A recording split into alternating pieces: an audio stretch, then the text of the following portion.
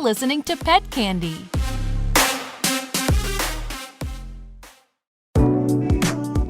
You are listening to Pet Candy Magazine, October 2021.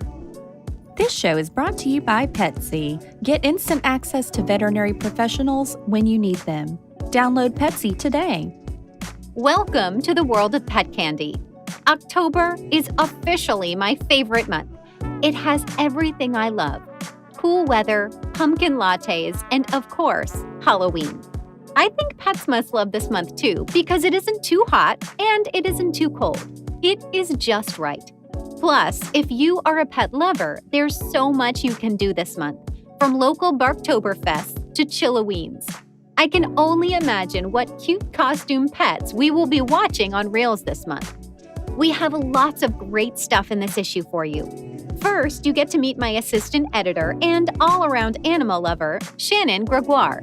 Shannon, a senior veterinary student at Western and Massachusetts native, got to enjoy the beautiful New England weather with some cute farm animals for her photo shoot.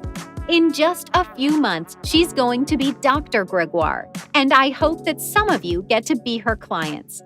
In this issue, we also have some fun stuff like how to create your own pet costumes, how to embrace veterinary telemedicine, and why you should consider fostering a pet. I hope you enjoy reading it as much as we have had putting it all together. Dr. Jill Lopez.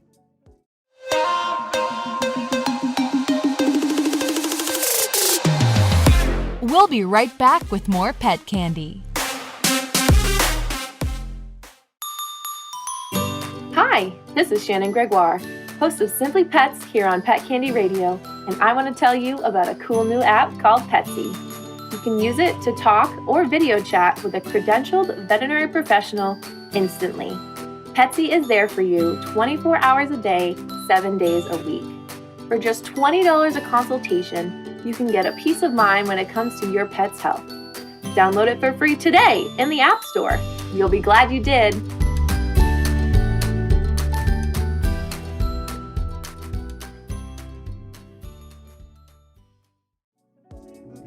Why We're Obsessed with Shannon Gregoire by A.M. Kuska.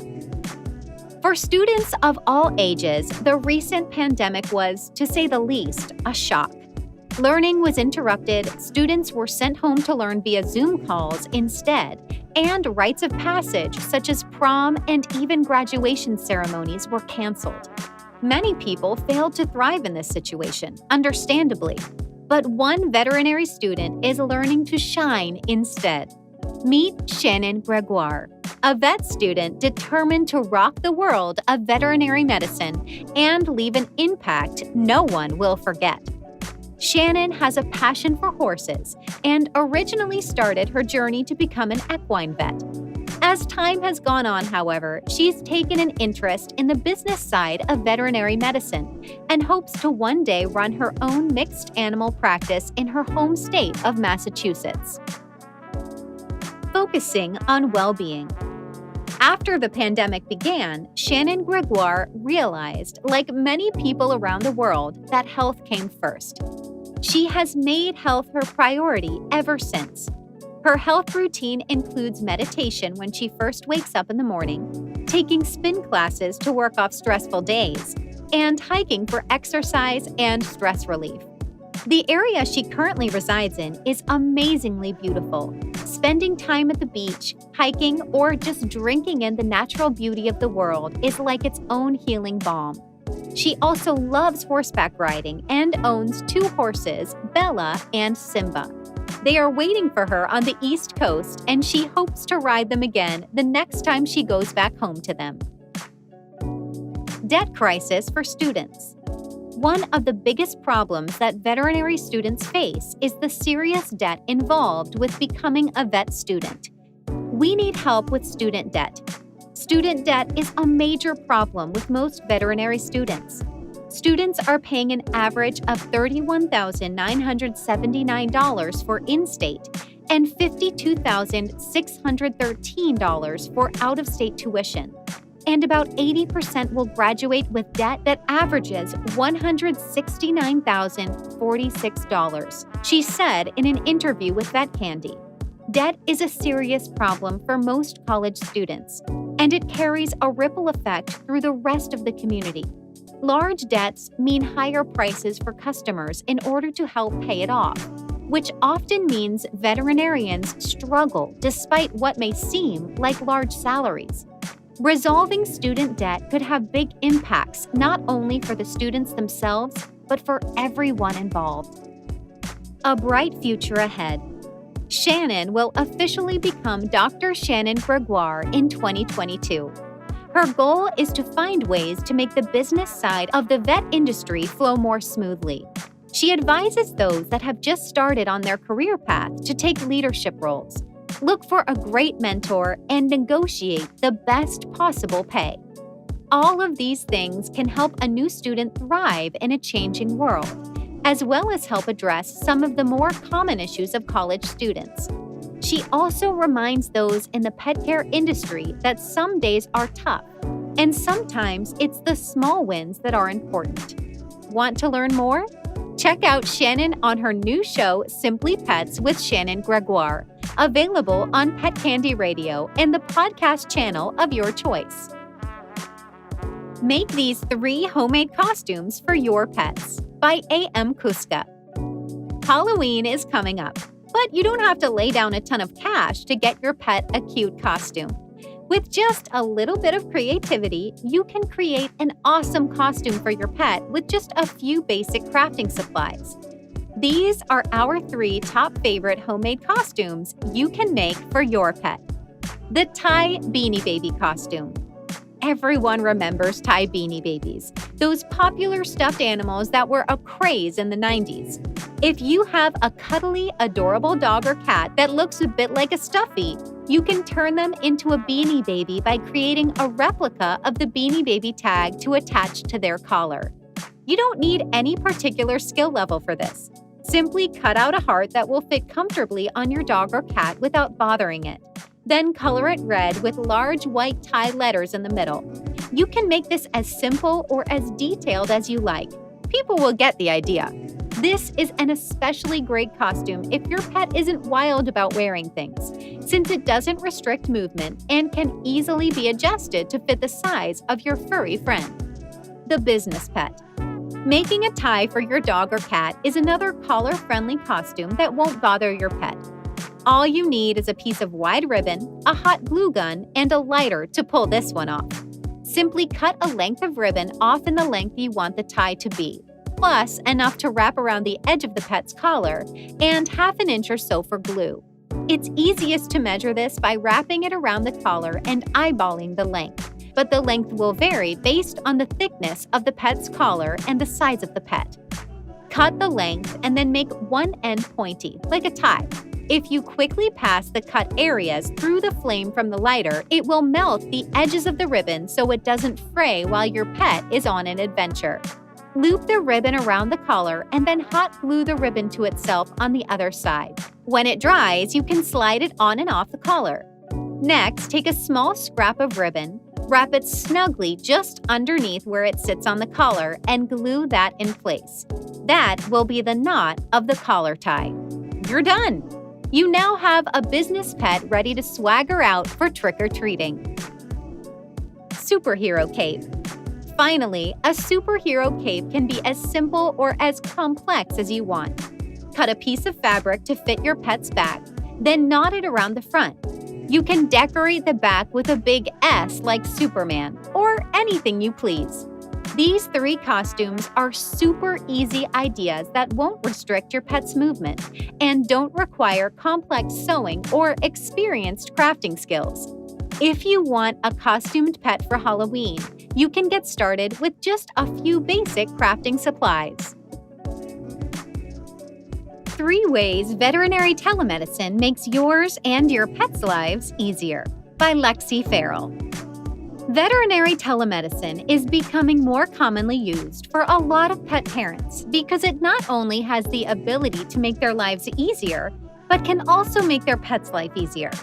You can now seek professional medical advice online in real time. If your vet doesn't offer a telemedicine service, there are online companies that do offer general services. This type of service can make yours and your pet's lives so much easier in so many ways. But here are a couple of ways it can do that. 3 ways veterinary telemedicine makes yours and your pet's lives easier. 1. No more commuting. If you have a vet that you love, but they are a 30-minute drive from your house, that isn't always easy. We all live busy lives where an extra hour may not be feasible. With veterinary telemedicine services, you can get back that hour and talk to a vet online. Whether you use an online service or your regular vet offers telemedicine services, you can save time driving there and still receive the care you and your pet need. Note, while not having to physically go to your vet's office can take some of the stress off you, more importantly, it can take the stress off your pet. Most pets don't enjoy going to the vet, and it can be a stressful thing for them. Take away that unnecessary stress by using veterinary telemedicine.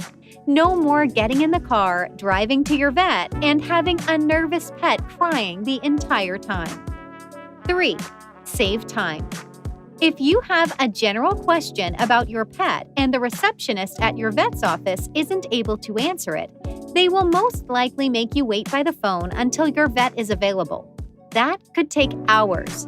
With veterinary telemedicine, you can use online services to speak to a vet expert in real time and get the advice you were looking for in minutes.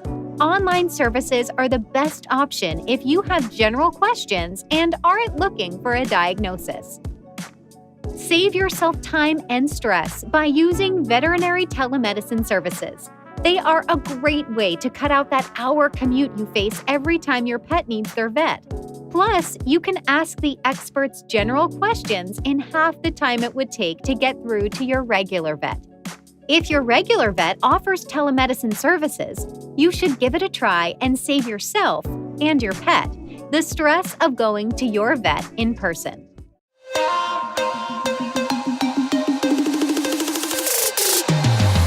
We'll be right back with more pet candy.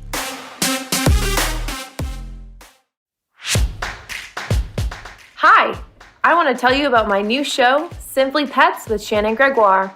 We talk about pets, life, love, and everything in between with the coolest people on the planet. Don't miss out on the fun.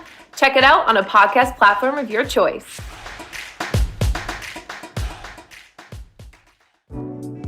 Good dog or bad dog? When dog parents spend extra time scratching their dogs' bellies, take their dogs out for long walks and games of fetch, or even when they feel constant frustration over their dog's naughty chewing habits, they are gradually shaping their dogs' personalities.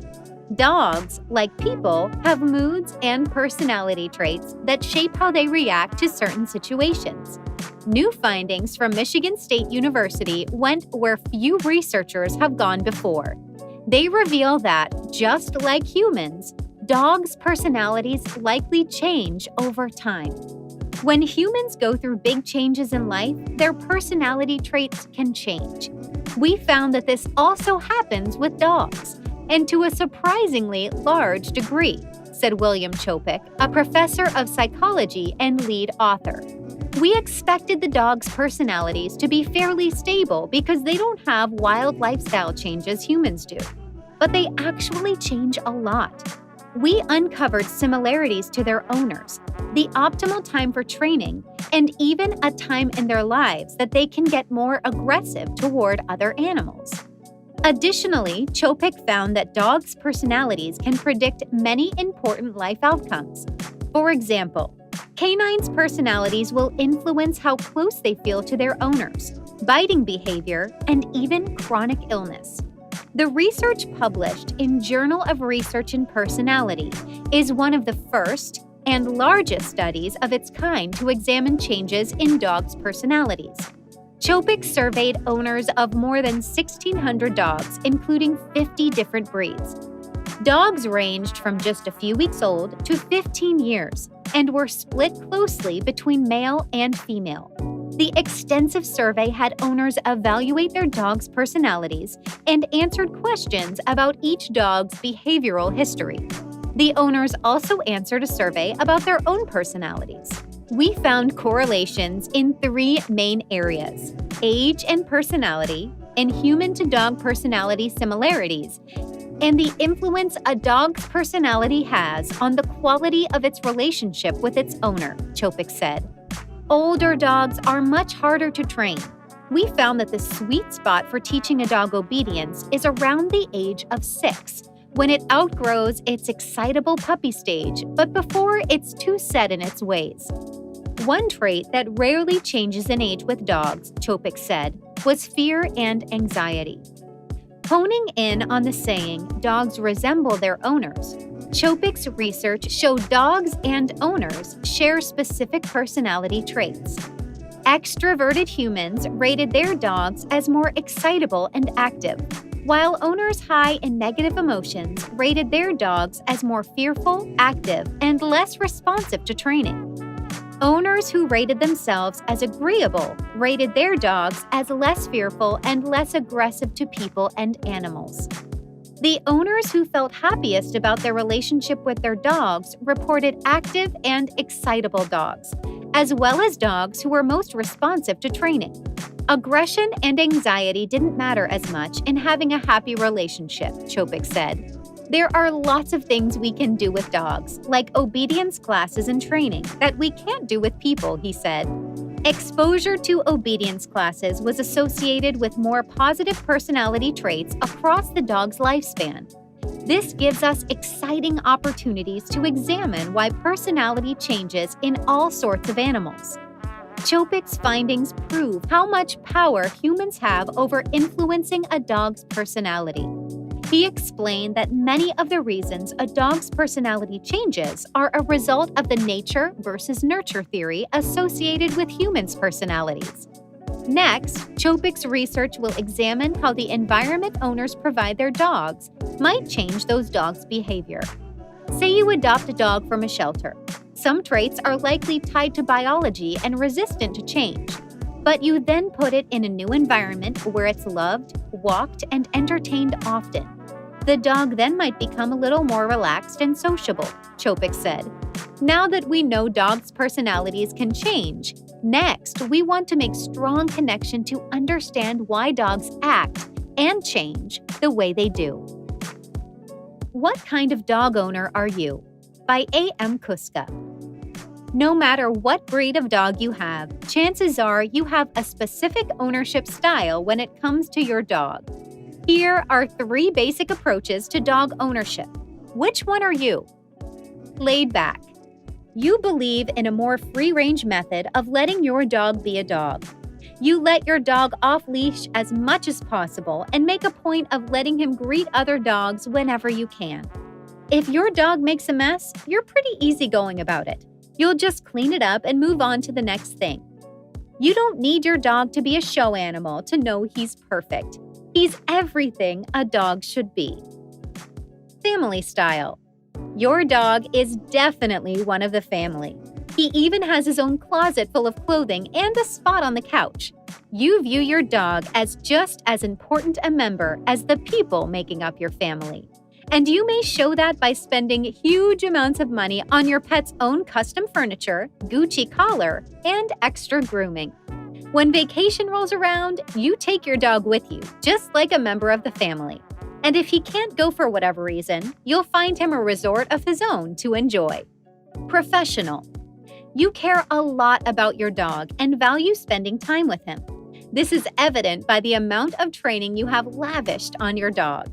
While other dogs are collapsing displays at the pet store with their super extended flexes, your dog is sitting quietly by your side.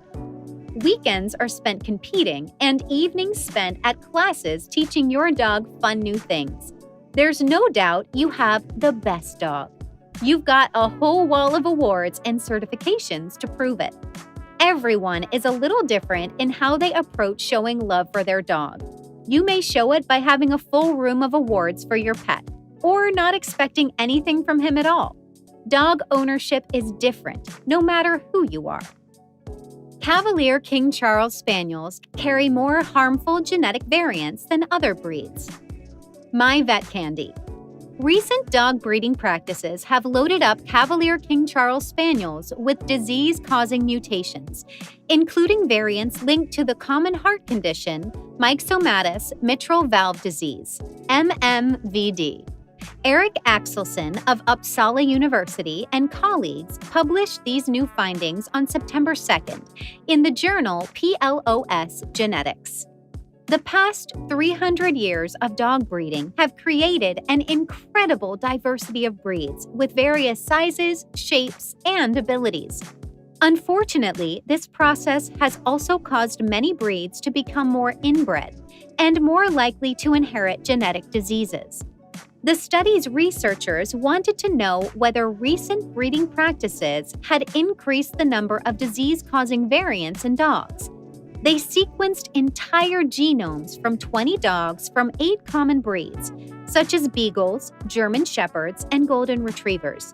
They found that the Cavalier King Charles Spaniel, which experienced the most intense breeding, carried more harmful genetic variants than the other breeds they examined. The researchers also looked for genetic variants in the Cavalier King Charles Spaniel genomes linked to MMVD. In this condition, the mitral valve in the heart degenerates, allowing blood to leak from the left ventricle back into the left atrium. They identified 2 genetic variants linked to the disease, which appear to regulate a gene that codes for a common protein in heart muscle. The findings offer a potential explanation for why the Cavalier King Charles Spaniel is predisposed to develop the disease. The especially large number of potentially harmful genes in the genomes of Cavalier King Charles Spaniels compared to other dogs likely resulted from its breeding history. Records suggest that small spaniel-type dogs have existed for at least 1,000 years and were popular at royal courts for several hundred years throughout Asia and Europe, including the court of King Charles II, 1630 to 1685. These spaniels experienced several bottlenecks where only a small percentage of the population passed on their genes to the next generation. These bottlenecks may have made the harmful genes more common in the Cavalier King Charles Spaniel genome before the dog achieved recognition as a breed in 1945. Axelson adds, "We find that recent breeding may have led to an accelerated accumulation of harmful mutations in certain dog breeds. In the Cavalier King Charles Spaniel specifically, one or several of these mutations affect heart muscle protein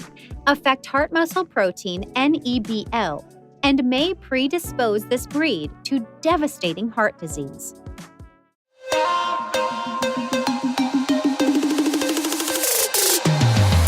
We'll be right back with more pet candy.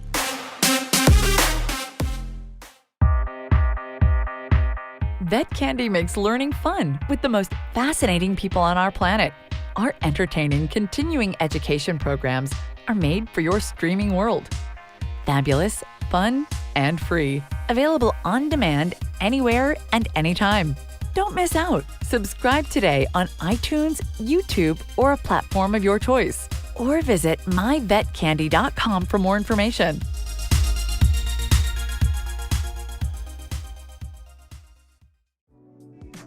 Five Ways to Enrich Your Cat's Life by Renee Matchell. Unpopular opinion here. I let my cat go outside. She's been supervised since she was a kitten. She does not like harnesses. We have a privacy fence surrounding the backyard. She's tiny, and she's never shown any interest in even attempting an escape. She slowly became comfortable meandering the entirety of the yard. We monitor the skies and let our dog out with her at times as a deterrent. Of course, we use and recommend proper parasite control. Her favorite time to go out is at dawn to hunt crickets. She'd like to go out at dusk, but I prefer not to since we're trending toward more dark than light if she stays out there for an hour. However, on occasion, she's retrieved other creatures that will postpone you getting to work since you'll be trying to catch and release a tree frog or bird. She loves to chase toy helicopters outside too. Obviously, as all you professionals know, every cat is different. and every home and yard is different. This may not work for yours, but there are tons of creative ways to get your kitty some exploration outside.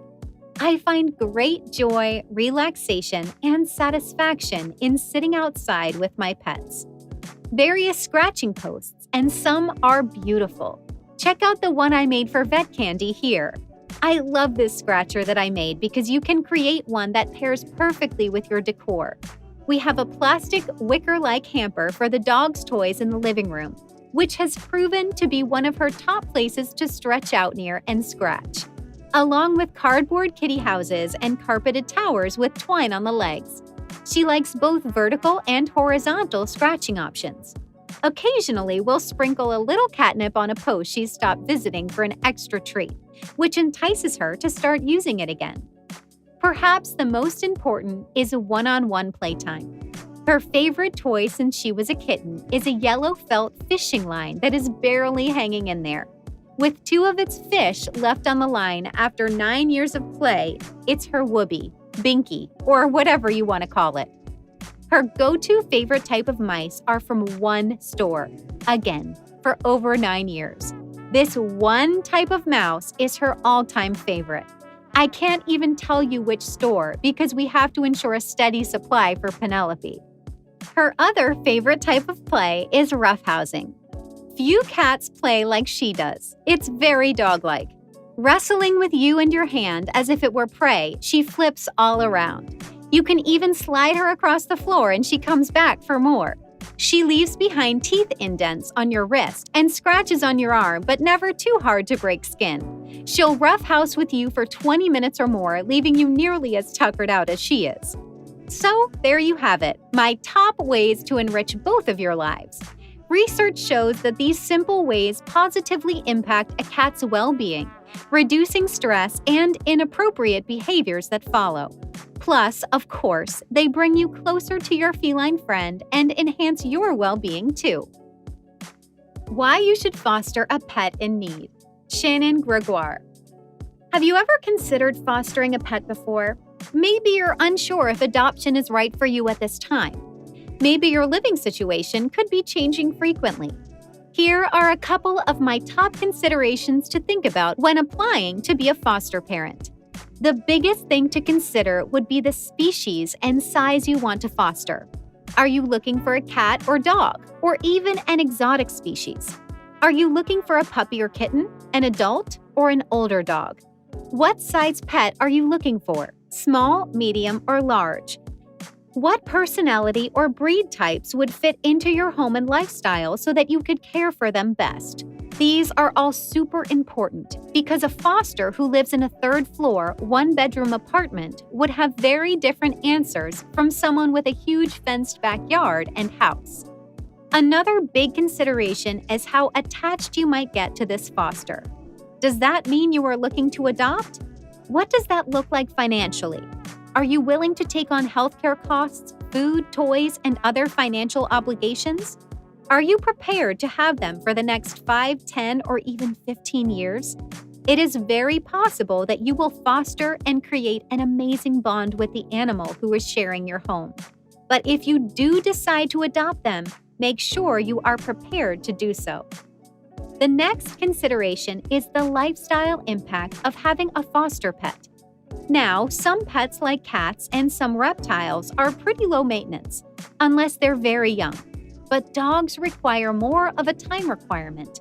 Are you looking to foster a small dog who can walk with you to get coffee in the mornings and is easy to transport? Or are you looking for a bigger dog that would be able to go on hikes with you and takes up more space? Another consideration is immune status and existing animals in the home. If you are fostering an animal being rescued from overseas, it could be potentially risky. Those animals may have diseases that humans can get. That being said, usually only immunocompromised individuals would be affected. But very young children, elderly, or pregnant women should also proceed with caution. Usually, most shelters have a lot of local animals who are more likely to have less risk. Plus, shelters in both circumstances do their best to mitigate disease risk and treat the pets, but it is still a risk. Fostering animals is truly a rewarding experience. Even though you don't become their forever home, you have the chance to positively impact their lives and provide a loving home until they find their person. As with any animal decision, it is a huge responsibility to care for a life other than your own. So make sure that inviting an animal into your home is right for you and the animal.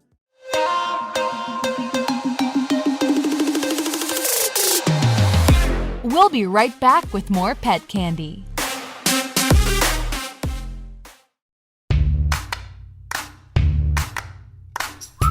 Hey pet parents, this is your favorite lifestyle guru, Renee Michelle, and I'm excited to tell you about my new show on Pet Candy. Join me and make some cute pet stuff. Talk about life and love and everything in between. Check out the Renee Michelle Show on mypetcandy.com and let's have some fun.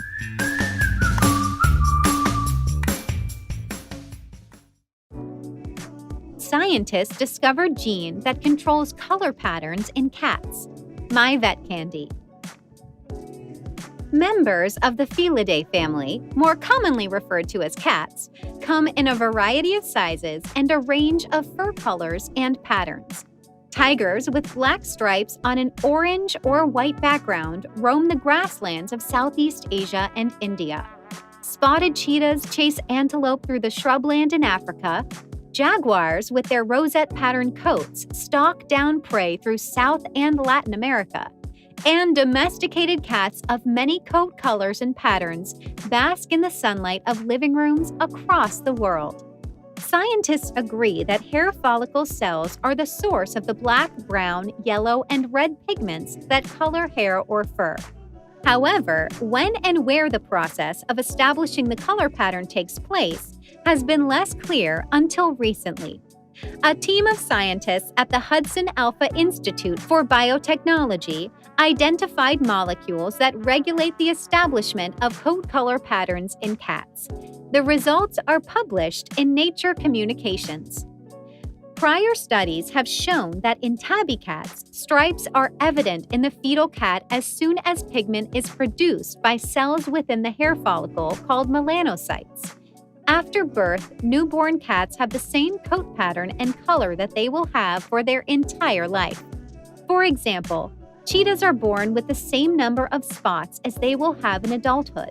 The spots just grow in size. As hair falls out, new hair of the same color replaces it. The origin of coat color is well known, but the mechanisms that initiate coat color patterns are less understood. Complex arrangements of alternating patches of light and dark hair, as seen on the cheetah, jaguar, or ocelot, are called periodic color patterns. Such patterns are difficult to study because they have no real counterpart in model organisms. In the early 1950s, the computing pioneer Alan Turing theorized that molecules that inhibit and activate each other could create periodic patterns in nature if they travel through tissue at different rates. This theory, called the turning reaction diffusion mechanism, means that coat color patterns that form during development could be controlled by activator and inhibitor molecules. The activator molecules simultaneously color a nearby cell and trigger the production of inhibitors that travel to distant cells and shut off pigment production. The genes that control simple color variation, like albinism or melanism, are the same in all mammals for the most part, says animal morphology expert Greg Barsh, MD, PhD, Hudson Alpha Faculty Investigator, Faculty Chair, and Smith Family Chair in Genomics. However, the biology underlying mammalian color pattern has long been a mystery, one in which we have now gained new insight using domestic cats. Barsh and Hudson Alpha senior scientist Chris Kalin, PhD, and Kelly McGowan, MD, PhD, previously showed that a gene called endothelin-3 is expressed at the base of hair follicles in tabby cat markings and plays a key role in the development of the tabby pattern. Because the tabby markings are apparent in developing hair follicles, The group hypothesized that establishment of color pattern must occur at or before hair follicle development. They set out to determine exactly when, where, and how patterns are established in developing fetal cats. McGowan and Kalin developed partnerships with several fetal cat trap-neuter release programs, collecting fetal tissue that would have otherwise been discarded during spay procedures. McGowan studied the fetal cat skin tissue and found stripe-like alterations in epidermal skin thickness early in fetal development. The patterns of epidermal thickness resembled tabby fur patterns in adult animals. Our findings from the morphological studies suggest that even before melanocytes enter the epidermis, the cells are predestined to signal for a specific fur color, says McGowan. By understanding the development window and cell type in which color pattern establishment occurs, we were able to dive deeper and discover the molecules involved in pattern development. Building on this new finding, Kalin used single-cell gene expression analysis on fetal cat skin cells just prior to the time at which the thick and thin patches become apparent. Through this analysis, the team determined that epidermal expression of a gene called DKOP4, DKK4, marks areas of fetal skin that give rise to hair follicles which later produce dark pigment. DKK4 is an inhibitor of WNT signaling, which helps determine cell fates and spurs cell growth during development in many animals. Our analysis identifies a network of molecules involved in pattern formation, says Kalin. Several of the molecules, including DKK4, are known to function coordinately as activators and inhibitors, exactly as Alan Turing predicted 70 years ago. Further experiments also showed that DKK4 is linked to other color patterns in cats. In the Abyssinian cat, the apparent absence of dark tabby markings, a trait referred to as ticked, accentuates the alternating color bands present on individual hairs. The team discovered that all ticked cats carry loss-of-function mutations in DKK4. In Abyssinian cats with the ticked phenotype, the consensus has been that there is an absence of the dark tabby markings, says Barsh. Based on our new findings, we propose that instead, the typical tabby markings have increased in number and decreased in size to the extent that they are not just readily apparent. Taken together, the results presented in this study confirm a direct role for DKK4 in cat color pattern establishment. Coat color and pattern variation is an important platform for studying gene action and interaction. Previous work in Barsh's lab has shown that coat color genes are involved in many other important biological pathways, some having relevance to human health. To learn about the history of this project, read Barsh's Behind the Paper blog post here. Why pets are the new pink? A.M. Kuska. If you've noticed a lot more people walking their dogs lately, you're not imagining things. Pets have soared in popularity recently, with animal shelters getting cleaned out of strays, puppies from litters booked out for years, and even more exotic pets becoming normalized. Pets are more popular than ever this year, and part of the reason is that we're spending more time at home. Quarantine, working from home, and even spells of illness have made homes feel empty, especially if you lived alone to begin with. Study after study has shown that pets are good for both our physical and emotional well-being. They can not only help reduce stress and anxiety, but also help to make you feel less lonely. These are all big reasons people are adopting pets, even if they weren't much of a pet person to begin with. Pets are here to stay. While the new pet boom started with the pandemic, Spencer Williams, CEO of popular pet company Paws, says popularity in pets is likely here to stay. This trend of more pets in the home, spending more time with pets, taking better care of them is going to continue for a long time, he said in an interview with CNN Business.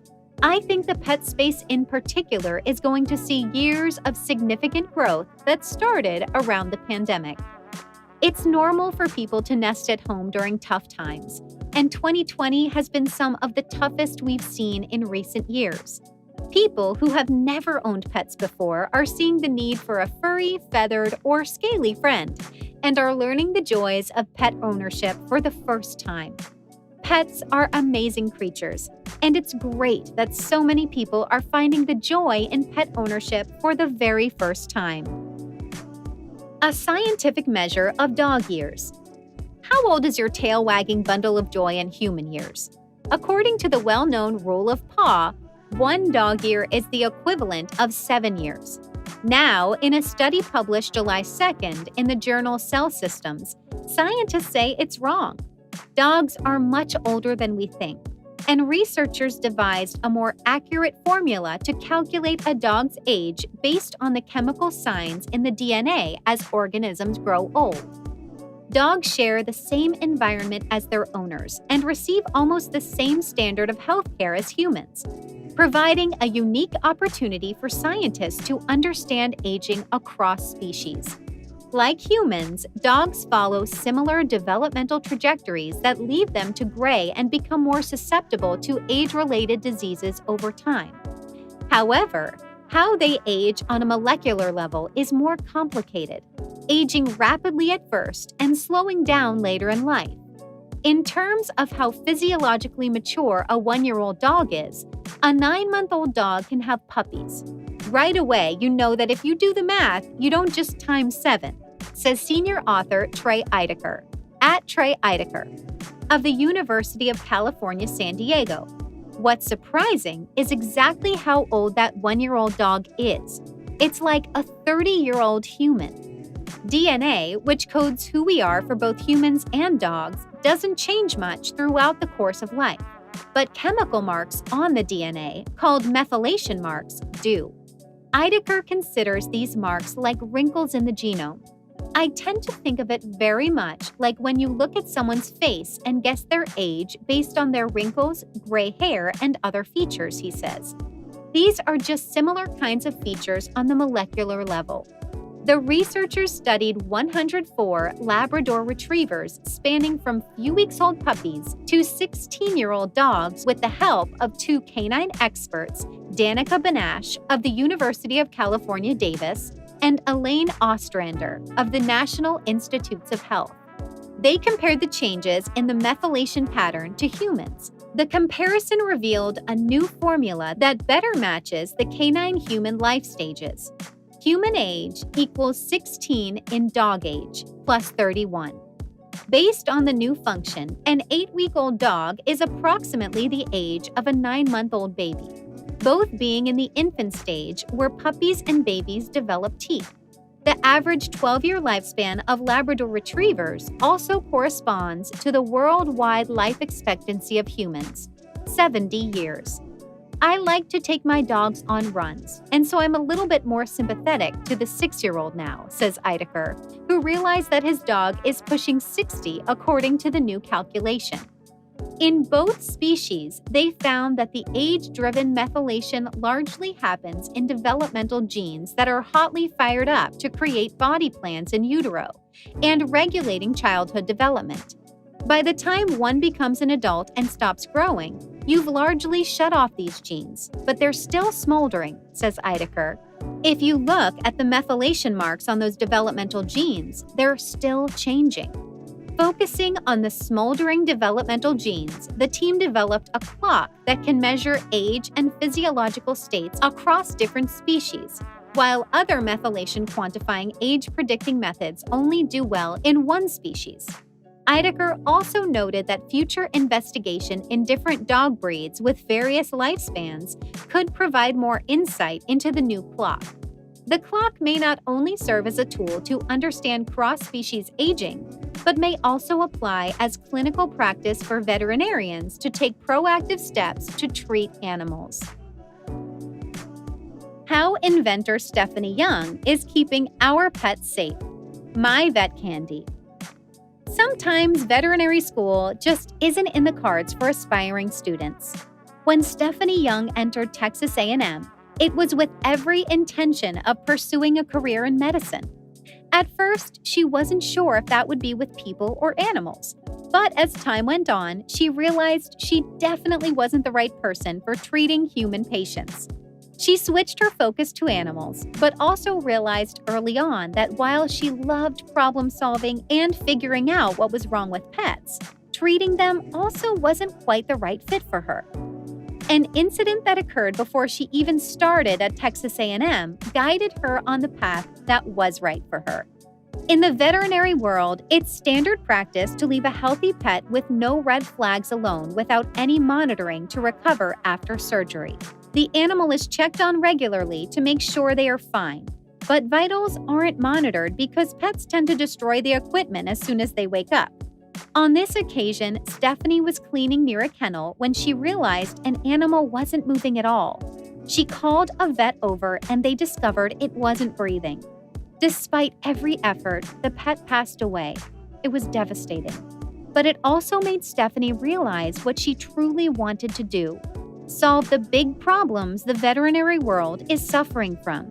A life-changing internship helped cement her life mission. She switched from focusing on problem-solving pets to inventing products meant to make things better and safer for everyone involved. The first result was Paws, an invention designed to help veterinary staff monitor animals all the time, not just when a vet tech can pop in. The device is designed so that it fits easily on a harness, but is not so easily chewed into pieces. It allows pets to be monitored fully and completely, so that the pet can be treated if its vitals start to dip. Although Paws is still in development, it has already saved one life. When Stephanie's dog was out chasing squirrels, it suddenly and inexplicably collapsed. Stephanie put a prototype Paw on to try and sleuth out what was wrong and discovered a temperature of 109. Realizing it was heat stroke, she quickly cooled her pet off before rushing Addisa to the emergency room. If she was not able to immediately cool her dog, Addisa likely would have died. As it was, Addisa escaped with 2 days spent recovering in the ICU. Stephanie's invention could save thousands of lives, not to mention help problem-solve situations in whole new ways. It was a long road to get there, and it wasn't always high points. In the beginning of her journey, Stephanie worked long hours and pushed herself to the breaking point. Eventually, it got so bad that she would burn out and sleep whole days away.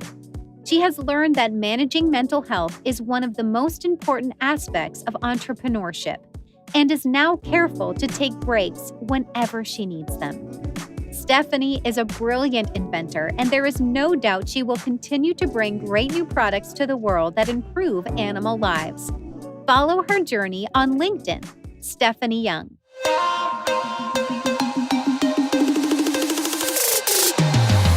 We'll be right back with more pet candy.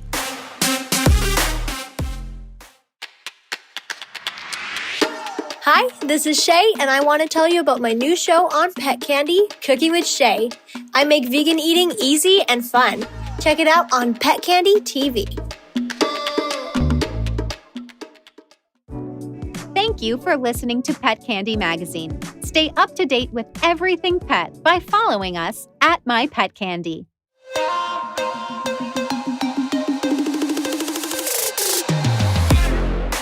It's Pet Candy. Pet Candy, it's Pet Candy Radio.